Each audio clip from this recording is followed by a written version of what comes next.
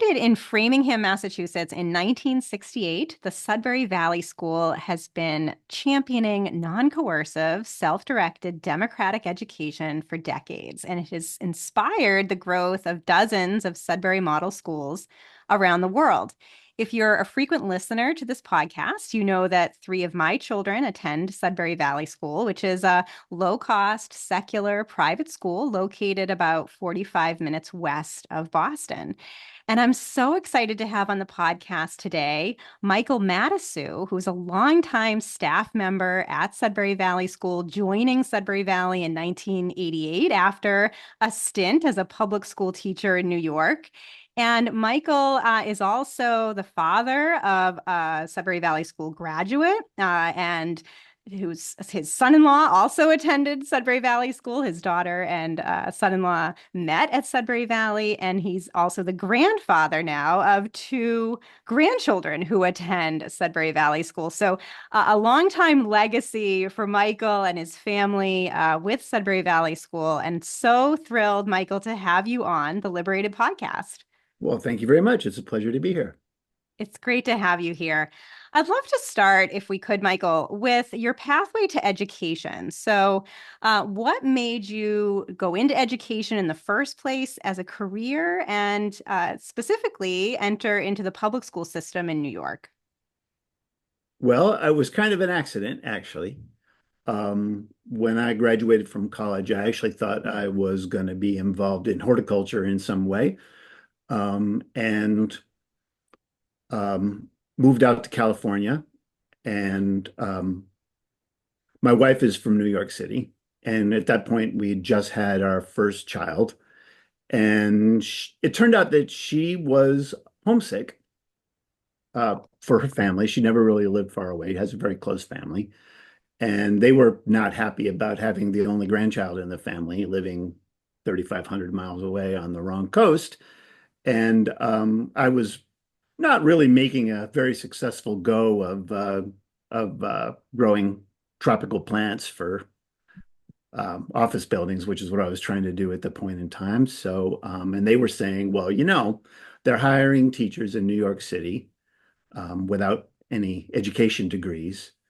And that at that point in time, I think the pay was $22,000 a year or something, which was more than I'd ever earned.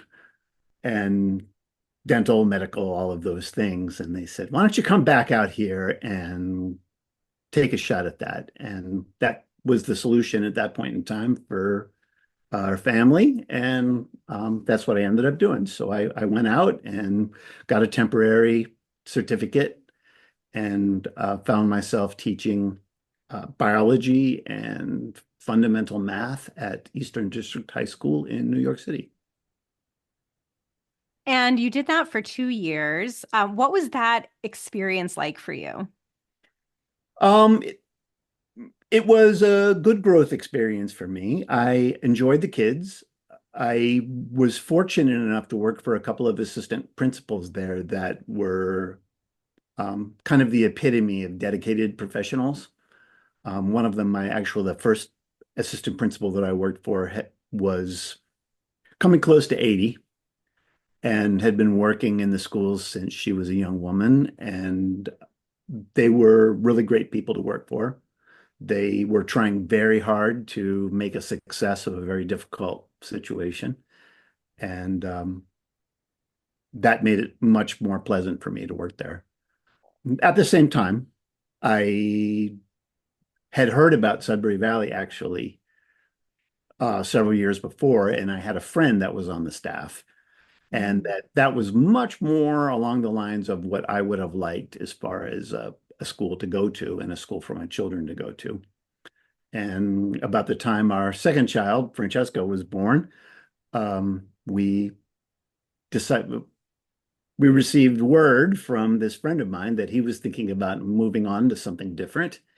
And we thought, well, let's move back up to the Boston area. We'd both gone to college in the Boston area and had lots of friends there. And it was close enough to New York that it wasn't going to create the same kind of problems that California did.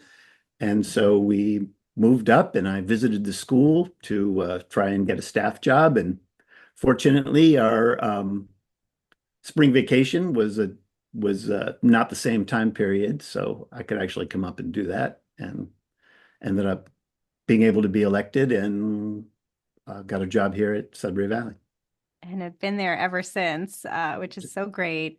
Um, was that when you had this friend tell you about Sudbury Valley School, was that your first introduction into an alternative schooling model, unconventional education, or had you been sort of primed for looking for something different prior to that?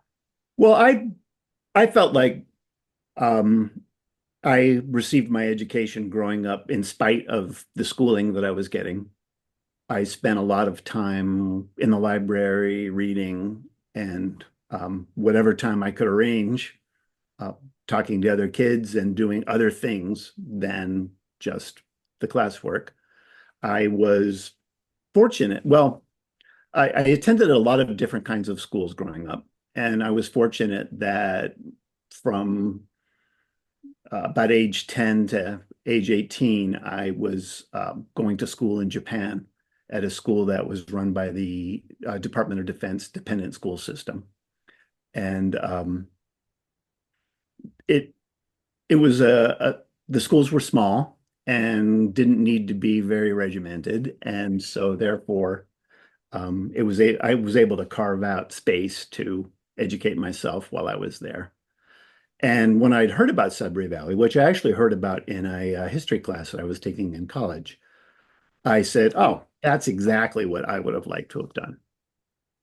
And I didn't really think that much of it, having other plans at the time. But once I found myself in a situation where I was working in education and found myself with a couple of young kids that were going to need somewhere to go to school, that's when I said, "Well, maybe it's time to like move back to Boston and Yeah. uh, do the Sudbury Valley thing." And you heard about Sudbury Valley in a history class?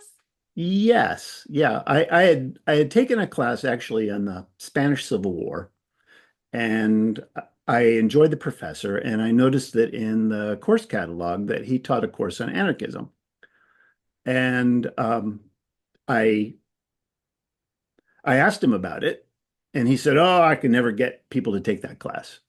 And I said, like, listen, I can probably get half a dozen people to take the class. And if I do that, well, will you offer it this next semester? And he agreed, and that's what we ended up doing. And when we were discussing the anarchist approach to looking at education, that's when Sudbury Valley came up. Amazing. And so you joined Sudbury Valley about 20 years into the school's existence in 1988. That was right around the time that one of the co-founders of Sudbury Valley, Daniel Greenberg, wrote his book Free at Last, which described sort of the first 2 decades of the school. And I still love listening to that book. Mimsy Sadovsky, one of the other original co-founders of Sudbury Valley, who's also been on this podcast, narrates the audible version of Free at Last, which I think is fantastic. And I'm always struck by how much seems to have remained the same, even though, of course, that book was written a while ago. That Sudbury Valley's mission and model really remains intact, even over all of these years, focused on mixed stage, self-directed learning, young people fully in charge of their own education, no adult imposed classes, curriculum, tests, homework. Young people are free to live and learn as they choose. I wonder if you could describe what Sudbury Valley is like and how you've seen it evolve or not over the past decades that you've been there. Well, the evolution side of it, there's actually been only one significant change as far as that goes, and that is the the rise in importance of the internet and of electronic devices. That when I started, we had a Apple IIc computer on the first floor that had some games on it, and there was almost always a line to play the games, but that was the extent of the kids' use of the internet or of computers. Actually, there was no internet at that point, and we had a couple of PCs in the office that we used for word processing and accounting and those kinds of things. But that was the extent of it in 1988. And in about the mid 90s, we thought, well, maybe this internet thing is gonna be important as far as people's education is concerned. And we set aside a room for it and bought some PCs there and got a quarter of a T1 line for connectivity. And the kids started using it immediately. And nowadays, it's mostly the young ones in the room playing Roblox because the older kids take advantage of the Wi-Fi with their phones or tablets or laptops. But that was a big change. But that's about the only one I can actually think of that it's been very much the same in terms of the feel and in terms of the way that people spend their time now as it was 35 years ago when I started working. And I think that there are a lot of parents who are concerned about the growth of screen times and worried about their children spending a lot of time on computers or in front of devices. Again, kind of speaking to Sudbury Valley's model of non-coercion and self-direction. There are not limits on technology specifically. So I wonder if you could talk about that a little bit, about some of these parent fears of technology and how you see technology being used at Sudbury Valley. Well, the thing that I think of first is the way that parents felt about the first television that we brought into the school. Someone donated it, and we discussed it at great length about like whether that was going to change things in the school. And we ended up setting it up. The town of Framingham, as part of their deal with the local cable company, had arranged for free cable television for all of the schools in the town. So that wasn't an issue. And so we hooked it up, and um, kids used it, but didn't use it a tremendous amount. But the thing that I noticed when I did see kids using it is that they very rarely would use it alone, that they would tend to sit in a group and they would watch and they would discuss what they were seeing almost the entire time that they were doing it, both the actual programming and the advertising. And so I realized that it wasn't the mindless diversion so much that the parents were afraid of, that they were actually engaged in serious media criticism, and that it made perfect sense, actually, that being a significant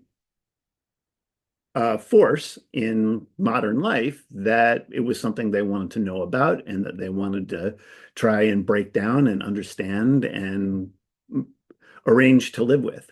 And I think that's very similar to the way that kids are using the internet now. That you occasionally do see kids by themselves using a laptop or looking at their phones, but much more often they're all scrolling reels. And whenever they find anything interesting, they're discussing it with several other kids that are sitting around there. And they're really, I think, breaking it down and trying to figure out like what's going on here and why is this so important to everybody and how are we going to live with it?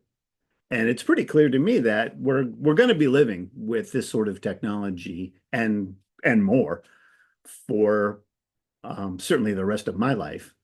Uh, and I think almost any adult that is considering this problem is going to understand that like, oh, I've had to figure out how to live in a productive way with this technology, that everybody can zone out and uh, lose productivity and you know uh, spend time as a vegetable. And most of us have decided, oh, that's not really what we want to do. But it's kind of like the wired part of this complete breakfast, that we enjoy having it in our lives, and we find that to a certain extent it is an augmentation to our lives, but that we need to learn how to use it in a reasonable and responsible way so that we don't lose other important things.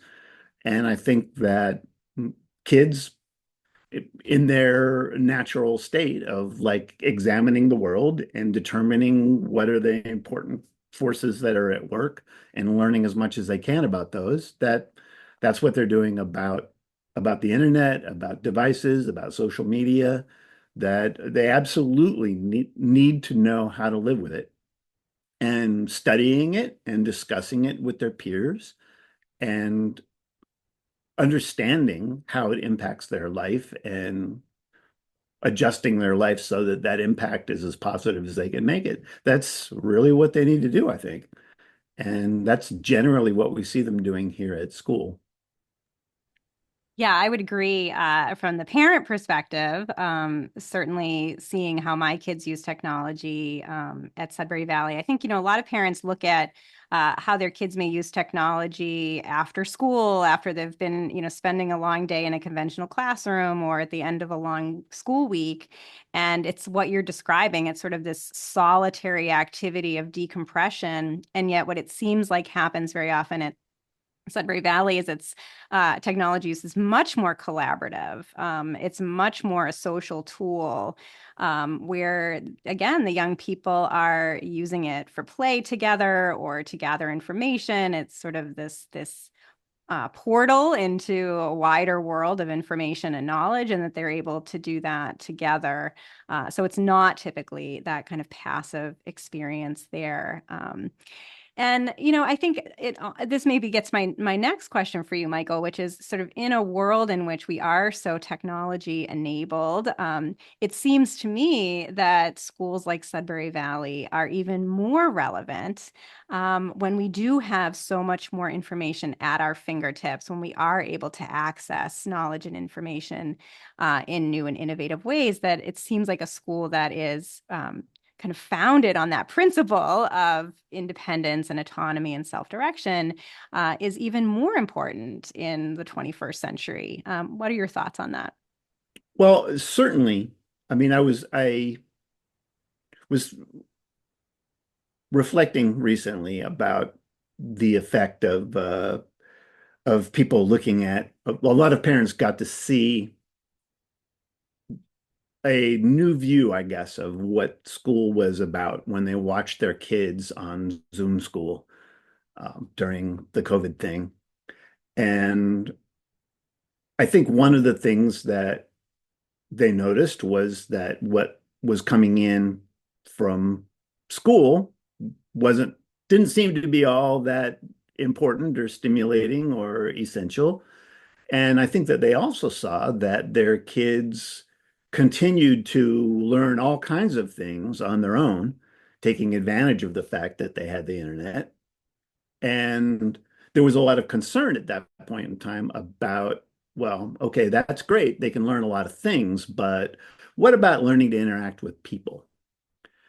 And what struck me about that is that if you were going to try to set up an environment where you would have the maximum ability to really learn about how to get along in a social environment, that I can't imagine anything better than a place like Sudbury Valley, where you have a lot of different people of all different ages and a system set up to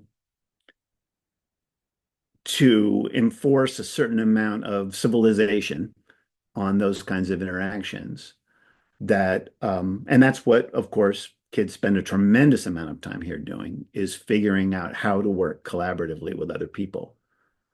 And that's one of those things that is, I think, really fundamental to most human interaction out in the world, and is one of those things that when kids try to learn it in a more traditional school setting, that it gets shut down immediately. I mean, it was when I was a kid in public school, all we wanted to do was talk to the other kids. And as a teacher in public school, I noticed that all they wanted to do was talk to the other kids. And I was constantly making them stop doing the thing that they were utterly compelled to do and make them do something that certainly, as far as the classrooms that I had in New York City, that wasn't really of a whole lot of use to them. And so I think that in terms of access to knowledge, I mean, if you look around Sudbury Valley, all the walls are filled with books. And that used to be our principal pathway to engaging with the accumulated knowledge of humanity. And we still keep them around, and actually a lot of the staff are real um, bibliophiles, so we like them a lot. But it's very clear at this point in time that that's not the principal avenue for kids to engage with knowledge and culture, that they're really getting that on the internet now. And it's a much more efficient tool for it. Yeah, so let's give a little bit of a lay of the land of what Sudbury Valley School is like. Certainly now tech enabled, but also retains a lot of its history. The main building is an old mansion, I think from, is it the 1800s, Michael? Yeah, I think it was built in the 1850s. Yeah, and an It's actually outbuilding that actually a was a summer cottage for a Boston Brahmin family uh, that, they would spend the summers out here and enjoying the countryside. Uh, but yeah, we would call it a mansion, I think. and an outbuilding that's a renovated barn that is where a lot of the music studios are. There's sort of a large open space that's lined with beautiful artwork that Sudbury Valley School students have produced over the years. The main building has an art room, and I know young people spend a lot of time there. Lots of books, as you mentioned, and a campus that spans roughly 10 acres that's also abutting a state forest and a state park with hundreds of acres, if I'm not mistaken. So lots of opportunities for young people to explore and play and really, again, be in charge of their own learning. And so that gets to sort of this other question of how, and I'm sure you get this all the time, so I'd love to hear your response. How do kids learn when they're not being forced to follow a curriculum? Well, I mean, if you look at human history and even human activity for much of the world still, that kids would grow up basically among the adults in the community, and that they would walk around and they would watch them do things. And when they, at really the earliest time that they were able to make a contribution to the family and to the community, they would be doing that. And they would see the skills that they needed to master in order to be effective adults, and they would have the opportunity to try them and to learn them and to work on them with their peers. And that was how they figured out how to grow into effective adults. And that, in fact, it was that really the anomaly in that whole situation is um, the what we think of as the traditional classroom. And it's really not a big secret that that largely came about when people that were setting up factories were trying to figure out how to train kids that had grown up on farms and had learned to be independent and to set their own schedules and to pursue things as made sense to them, to teach them to show up at a certain time and stand in their place and work at a certain task and not to take a break until the bell rang for lunch. And that's one of the things that was really important for them to try and set up. And of course, they could throw in some reading and writing and simple figuring, but that was really what the motivation was, to set up what we think of as schools. And so that was what, happened for most of history. Another way to look at it is to think about uh, anytime you watch a baby growing up, that you watch the kind of drive and determination that they show to acquire the skills that they need to be successful. And they probably have a little bit of a distorted view of how long it's going to take, but they're very serious about it. And they spend every single day, every hour that they have the energy for, learning to walk, learning to climb, learning to speak. And they do an amazing job of acquiring skills for the first 4 or 5 years of their life. And to me, the strange thing is that somehow we think that even though they have done this incredible job, better than you know, a greater degree of success than any kind of arranged educational system, that somehow we decide that now that they've done this fabulous job, they need to go and sit in a classroom and be trained by some sort of professional. That to me is the crazy part. And in fact, that's exactly how the school actually ended up being started, is that a couple of academics living in New York City had their first child, and they were watching him grow up, and they were watching him devour the world. And he was a very kinetic child. And they said, what's going to happen when they just make him sit in a classroom? Like they're gonna crush him. And that was what made them think, even though they were both quite successful in a traditional education environment, to say, well, there has to be a better way to do this. And that was, when Danny and Hannah Greenberg came up to Massachusetts, that was their goal, was to find people to start a school with that was going to be something that was a better fit for what they felt, and I certainly agree with them, for a human being's natural proclivity to educate themselves and to acquire the skills they need to be effective adults. Right. I mean, they couldn't find the school that they were looking for their child, so they built it. And that's so similar to the stories that I am documenting all the time about new schools and spaces that are being created by everyday entrepreneurs who are building what they can't find. And I'll talk a little bit more about that in a moment, but I'd love to talk a little bit about outcomes, Mikel, because I think that for an audience that is new to the idea of Sudbury Valley, the Sudbury model of schooling, democratic education, self-directed learning, there's a sense of, okay, but how do these kids turn out? And Sudbury Valley has done numerous studies on its alumni, finding that they lead productive, fulfilled lives, go on to a variety of different career paths. Many are entrepreneurs or working in creative fields or skilled trades, or professional fields, go on to college and graduate schools and kind of every occupation imaginable. I wonder if you can talk a little bit about the alumni and, what do they do next? You've been at Sudbury Valley over 30 years. What have you seen in terms of alumni outcomes?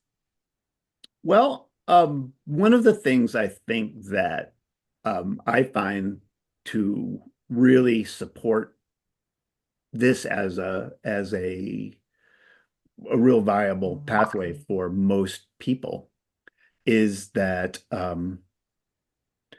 kids from Sudbury Valley do all of the things that other people do in the world. That in addition to the artists and dancers and musicians, that we have carpenters and plumbers and auto mechanics and doctors and lawyers and engineers and um, people that have gone into the military. I mean, all different things. That it doesn't seem like there is any particular occupation that we haven't had kids that left Sudbury Valley and went on to do. So that's the one part of it. And the other part of it is that in the question of how do they turn out, one of the things that I feel like is a huge validation of this model is talking to the kids that have been at the school for a long time and what they're like. And that was, I mean, my wife, for example, went to parochial school all her life, and she thought, well, I know I don't want that for my kids, but I'm not really sure about this Sudbury Valley thing. And when she came as a young mom and talked to the teenagers at the school, she said, if my kids turn out like that, I'm going to be plenty happy. And it's still that way, that there's no better validation of the school than the kids that go here. They just like my wife said, they're what you would want your kids to be. So how does it work though, Mikel? If a parent is listening, they say, that's all fine and good. I want my kids to be happy, post high school, but I also really want them to go to college. Let's say that that's something that parents are thinking about. How is that possible in a school where there is not a typical high school curriculum? Well, I mean, obviously, one of the things that you would have to be willing to accept is that maybe your kids won't want to go to college. But an awful lot of kids do, in fact, decide that they want to go to college. There's a lot of career pathways where that's really the only way there, and that a fairly significant percentage of our kids actually go on to college. Some of them apply directly to the colleges that they want to attend and usually are successful at getting admission, often without grades or test scores or those sorts of things. They rely on interviews with the admissions office as a way of letting themselves be known, I guess. And that typically, rather than, I mean, I remember when I went to college, I just thought, well, it's where I'm going to go, and I didn't really give it a whole lot of thought. I just picked out a name that I thought sounded, you know, attractive, and I really didn't know very much about it when I went through the process. And most of the kids from Sudbury Valley, when they have a school picked out, they know exactly why they want to go there. They know about like professors that are doing particular works in a field that they're interested in, and they say, "Oh, I'd really love to be in this person's lab." And it's the kind of thing that is, I guess, unusual for admissions people, that typically they find that very attractive themselves, and that I think that's part of the reason why kids from Sudbury Valley usually don't have a lot of difficulty going directly to college. Another very common avenue, especially for the people that have never been in any kind of a structured classroom setting before, that they go to community college and they get to learn how that particular game is played.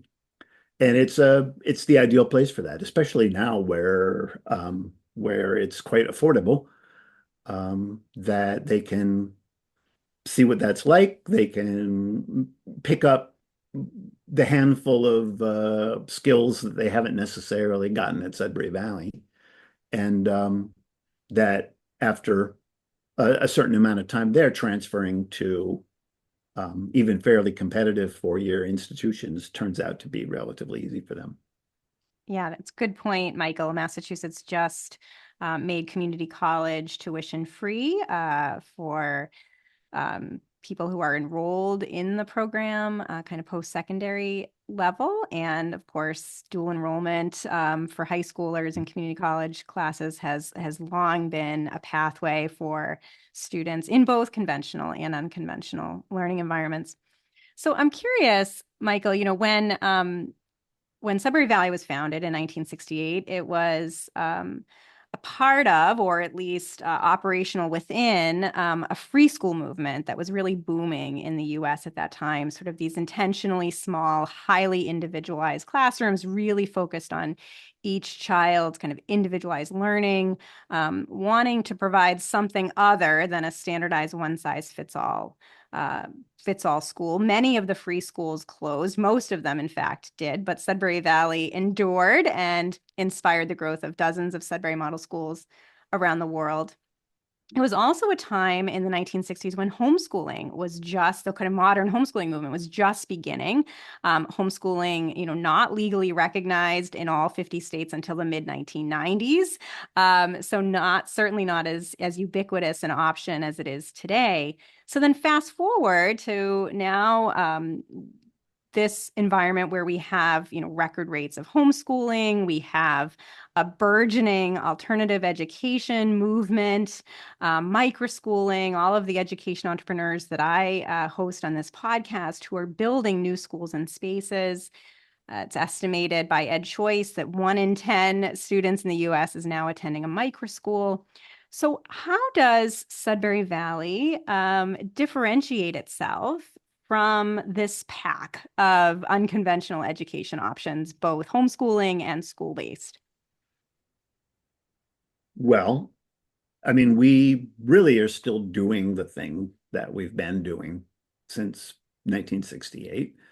And I think that one of the reasons why we've we've managed to keep on going when a lot of the schools that started around that time did not, is because of the fact that it was really centered on each person learning about who they are and deciding where their life was going to go. That a lot of those free schools, while they were much more free than a lot of places, had a certain amount of ideology that was associated with them, that the people who started them felt, well, everybody really should learn this.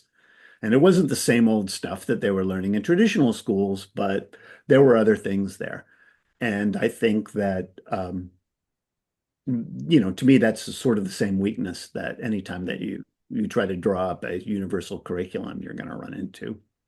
As far as all of the micro schools and those sorts of things, I think that whenever I talk to people from other schools at various education conferences and things like that, um, that I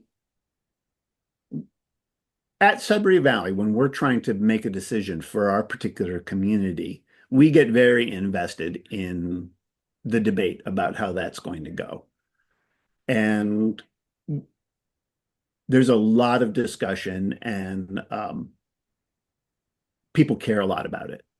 But in terms of other schools that like I don't I don't feel like I have a lot to say about that. That they are doing their thing, and I think it's great that they're doing their thing. And that as long as they're really trying to create what they consider to be the best possible environment for very often their kids. I mean, that's I think a fairly huge motivation for people is to actually come up with a place for their own kids to go. Um, but that they're strongly motivated and they're going to do the best they can. It's kind of like parenting in general, that when you start to I don't know, it's I think considered very impolite to critique other people's parenting because of the fact that it's I think for most of us the most important thing that we do in our lives, and that people care a lot about it and they're really doing their best. And that that it's I think inappropriate in a lot of ways for people to be you know uh, very critical of that. I mean, obviously at the extremes, um, it may not be the case, but for most people, they're doing their very best. And that one of the things that we talk about is the role of staff here at Sudbury Valley is modeling effective adult behavior. And I think that for the kids that watch people that are innovators in education and they're working very hard to make a school successful, that's a huge thing right there, because you have people that are pursuing something that they really care about and they're doing it in the best way that they can. And just being able to watch somebody doing that and to be able to be a part of that, I think is a huge educational experience for almost any kid.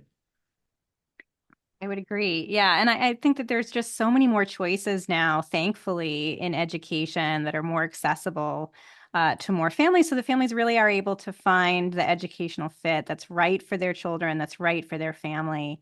And certainly for our family, that has been Sudbury Valley School. And again, that focus on really allowing children the autonomy and the independence and the respect to drive their own learning, to drive their own lives, and to have that personal agency to take command of that, and not have this be sort of a top-down, adult-driven system of learning. So, I'm curious what you hear from parents, from prospective parents, Michael, if they come in for interviews or for tours of Sudbury Valley. What is attracting them to Sudbury Valley, and what are they looking for?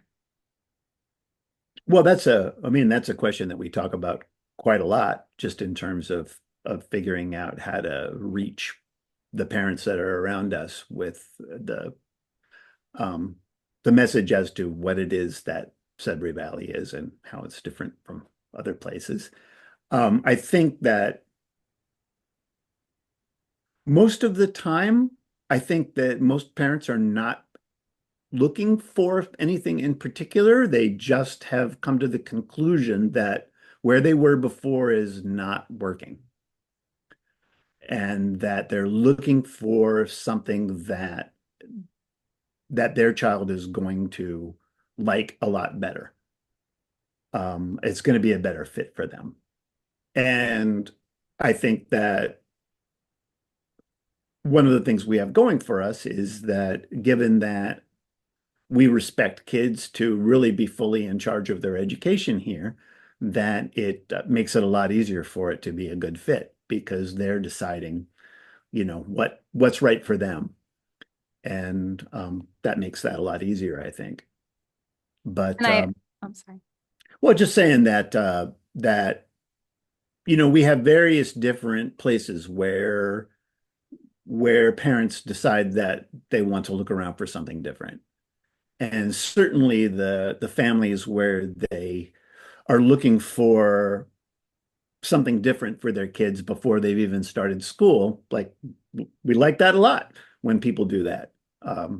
And that we are, I think, um, a school that allows their child to continue to pursue their education like they've been doing up to where they're, Mm. 4 or 5. Um, a lot of other families don't really think about it until they watch their previously happy child become much less happy. And they start to think about, well, like why there's something wrong with this. Why is it happening this way? How can I bring myself to force my child to go every day to a place that they clearly don't like? And they start looking around and they haven't really thought a lot about what the alternatives are, but they know that there are places, I guess, that are different and they start investigating. And that I think a lot of parents, when they enroll their kids at Sudbury Valley, do it just because they're hoping it's going to be better, Mm. that it's only in the years that their kids have been attending that they really start thinking about why and what it is they like about it. And that a lot of times that kind of opens up their eyes to the idea that, oh, it could be different. Yeah, certainly something I've seen. I'd be curious about your thoughts on this too. Over the past 4 years since the COVID school shutdowns, more parents are aware that there are actually other options beyond an assigned public school and are maybe more open to different ways of approaching teaching and learning. And so when and if there's an issue in a conventional classroom and their child not being happy, instead of just sort of suffering through it, now parents are questioning and saying, gee, is there another way to approach this? Is there a better school or space for my child?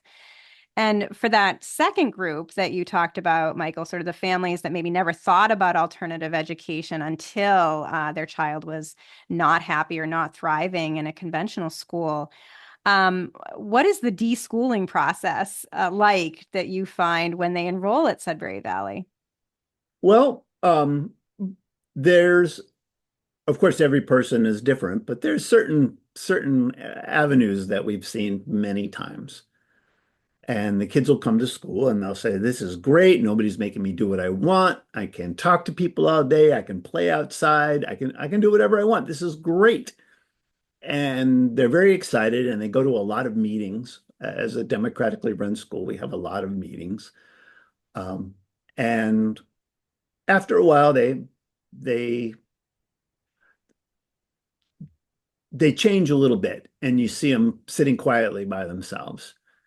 And you sit down, you talk with them, and you say, how are you doing? And they're saying, oh, I just don't know. I have a hard time figuring out what to do with myself. I'm so bored.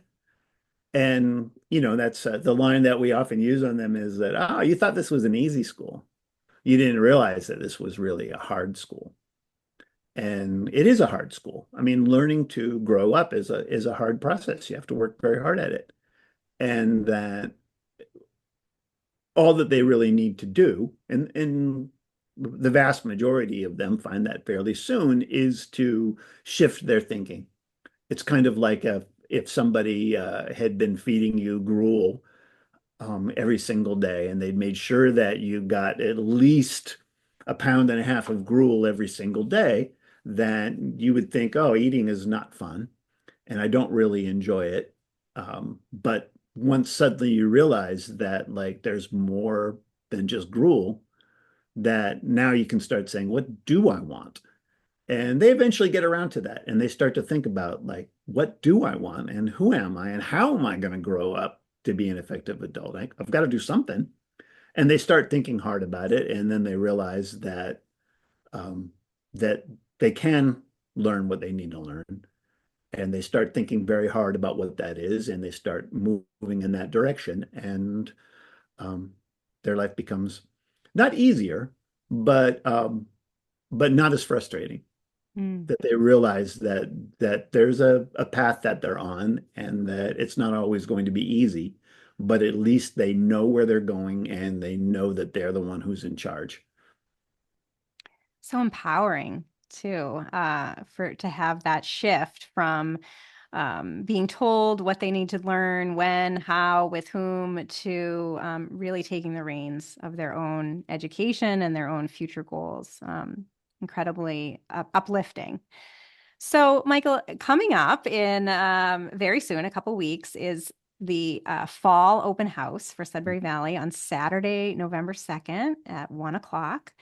And this is an opportunity for anyone who's curious about Sudbury Valley to attend, especially for prospective families who may be thinking of something different for their children, young people who are looking for an alternative to conventional school.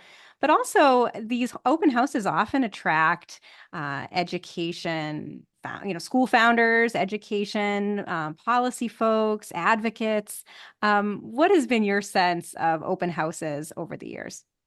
Well, it's certainly there are a lot of different kinds of people that find them interesting. That one of the things we used to encourage a lot of visitors to Sudbury Valley in the early years of the school, and that we ended up stopping that because of the fact that it was oftentimes an imposition on the kids who were in fact very much occupied in their own pursuit of their education, and that the presence of a lot of strangers coming around all the time was really an interruption to that. And we realized that we were not that this was not fair to them. Hmm. And so we really stopped. And so in order for people to get a chance to actually get a look at the place and talk to the kids and that sort of thing. I mean, as as I mentioned earlier, there's no better advertisement for Sudbury Valley than the kids that go here. And most of the time now, the way that we've structured the open houses is that the people that are showing the guests around are kids that go to the school here that have decided to come into school on a Saturday to show other people the school that they go to. And that says something right there, I guess. And they do a really good job of doing that. And it's an opportunity to get a sense for the less tangible ways that the school has such a positive influence on them. Such a good point. Yes, we love attending the open houses as current families and talking to prospective families. My kids want to spend as much time as possible at Sudbury Valley, so are thrilled to head over there on a Saturday. And I will certainly be at the open house on Saturday, November 2nd, as will my whole family, and look forward to seeing you there, Michael, as well as hopefully listeners and viewers who are interested Yeah. in the Sudbury model and would love to see Sudbury Valley in person. And so, as we wrap up, Michael, I'd love to hear your thoughts on the future of Sudbury Valley. Obviously, it's been around for over 50 years. What do you think the next half century holds? Well, I would like to see us get into another round of steady growth. It's hard to say exactly what the optimal size for Sudbury Valley is. Um, that at one point in time we had a waiting list and over 200 kids, and our physical plant was a little bit small for that. I think maybe that's getting towards the outer bounds, but certainly, um, around 150, 60, 70, that kind of range it's a very lovely place, and that it's certainly true that the kids that are here are maybe the most important resource that the other kids that are here get to enjoy and learn from. And so we'd like it to grow steadily. Um, at the same time, there's a unique culture here that takes a little while to pick up on. So that's why steady is better than rapid. But one of the things that I'm starting to see, hoping to see, expecting to see is a school that where the staff are people that have had similar experiences in their own educational life. That's one of the things that I think is exciting. I think that them realizing that they can, help to provide that experience that they had to other kids is wonderful. And of course, there's always, I mean, one of the beautiful things about the school being self-directed and democratically run is that as the times change, as society changes, that the school's in a position to be able to adapt to that in whatever way is appropriate to really maintain the core values while at the same time providing the appropriate environment for kids of that time to be um, having a place to grow up. And it must be especially rewarding for you, Michael, to have your grandchildren at Sudbury Valley School now, after your children being there and, of course, you being there for so long, and to see their experience going through that school. So looking forward to many more successful years of Sudbury Valley. And it's also important to note that unlike many private schools that sort of have one enrollment cycle, Sudbury Valley's open enrollment sort of throughout the year. So if there's a rough patch in a child's conventional schooling environment, they don't have to wait till the following September to find something new and better. They can come for an interview Sure. and a tour and a trial week and test it out and see if it's right for them. And certainly has been right for my kids. So I'm so grateful to Sudbury Valley and to you for being here and being very much a part of the leadership team at Sudbury Valley. The website is sudburyvalley.org. And again, the open house is Saturday, November 2nd at 1 p.m. And I hope to see many listeners and viewers there and look forward to seeing you there as well, Michael. So thank you Well, so look forward to much seeing you as well. for And that being would on be the great. Liberated podcast. Well, thank you very much. It's been a pleasure.